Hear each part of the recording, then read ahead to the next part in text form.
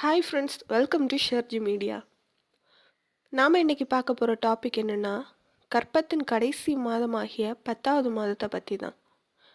கர்ப்பத்தின் 10வது மாதங்கிறது 37 முதல் 40 வாரங்கள். 37வது வாரத்திலிருந்து குழந்தை பிறக்கிறதுக்கு தயாராகிட்டே இருக்கும். குழந்தையோட தலை கீழே திரும்பி வரும்.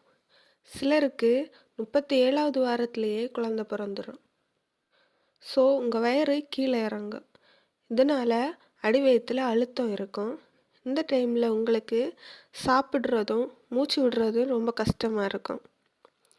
இந்த வாரத்தில் இருந்து உங்களுக்கு இடுப்பு வலி, பிறப்புறுப்பு வலி, முதுகு வலி அடிக்கடி வந்துகிட்டே இருக்கும். நிறைய தண்ணி குடிச்சிட்டே இருந்தீங்கன்னா கால் வீக்கம் வராமல் கண்ட்ரோல் பண்ண முடியும். அப்புறம் உங்கள் உடல் ஆரோக்கியத்துக்கும் தண்ணி முக்கியமான ஒன்று. உங்களால் முடிஞ்ச அளவு நடைபயிற்சி செய்யுங்க. சிலருக்கு குழந்தை அசைகிற நேரத்தில் வயிறு ரொம்ப வலிக்கும். அந்த டைமில் படுத்து ரெஸ்ட் எடுத்துக்கோங்க. உங்களுக்கு வயிற்றில் பிடிப்பு இல்லைன்னா, வலி அடிக்கடி வந்துட்டே இருந்துச்சுன்னா முடக்கத்தான் தண்ணி குடிங்க, வலி சரியாயிரும். சிலருக்கு காலில் தசை பிடிப்பு வரும். அந்த டைமில் தசை பிடிப்பு இருக்கிற இடத்துல கொஞ்சம் தண்ணி தடவி விட்டால் போதும், தசை பிடிப்பு உடனே சரியாயிரும். ஒரு சிலருக்கு நெஞ்சு எரிச்சல் வரும். எரிப்பான உணவு, எண்ணெய் உணவு சாப்பிட்றது, அப்புறம் சில உணவுகள் சாப்பிட்டா கேஸ் ப்ராப்ளம் வரும். இது எல்லாமே நெஞ்சு எரிச்சலுக்கு ஒரு காரணம்தான். ஸோ இது மாதிரி ஃபுட்ஸ் மேக்ஸிமம் அவாய்ட் பண்ணிடுங்க. டாக்டர் தர டேப்லெட்ஸ் கண்டிப்பாக சாப்பிடுங்க. நிறைய தண்ணி குடியுங்க. இதுதான் எல்லா பிரச்சனைக்கும் ஒரு நல்ல சொல்யூஷன்.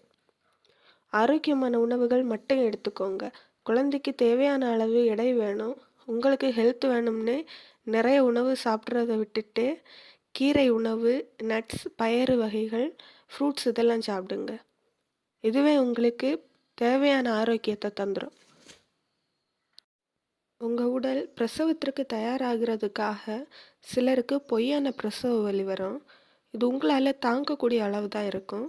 அதுவும் 1 இல்லைன்னா 2 நிமிஷம் அப்படி தான் இருக்கும். இந்த வாரத்திலிருந்து சிலருக்கு வெள்ளைப்படுதல் இருக்கும். சிலருக்கு சளி மாதிரி வெளியேறும். இது நார்மல் தான். ஆனால் இதுவே ரொம்ப அதிகமாக இருந்தாலோ, பிளட் கலந்து வந்துச்சுனாலோ, பனிக்கூடம் உடஞ்சி தண்ணி அதிகமாக வந்தாலோ கண்டிப்பாக டாக்டர்கிட்ட செக் பண்ணுங்கள்.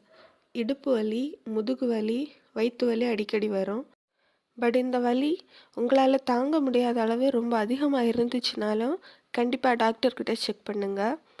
பேசுகிற டைமில் மூச்சு முட்டுறது, ஸ்டொமக் அப்செட் ரொம்ப அதிகமாக வர்றது, உடலில் அரிப்பு, இது எல்லாமே பிரசவத்துக்கான அறிகுறி தான்.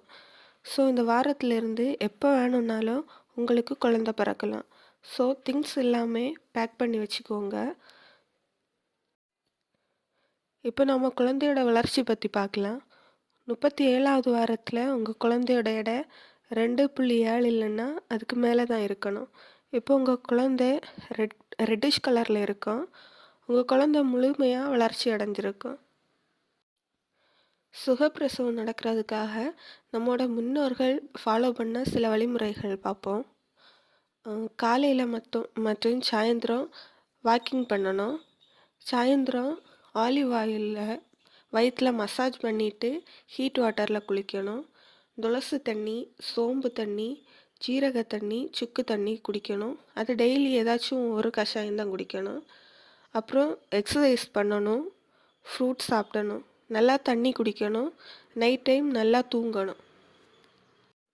ஓகே ஃப்ரெண்ட்ஸ், இந்த வீடியோ உங்களுக்கு ரொம்ப யூஸ்ஃபுல்லாக இருக்குன்னு நம்புகிறேன். மீண்டும் அடுத்த வீடியோவில் சந்திப்போம். என்றும் உங்களுடன்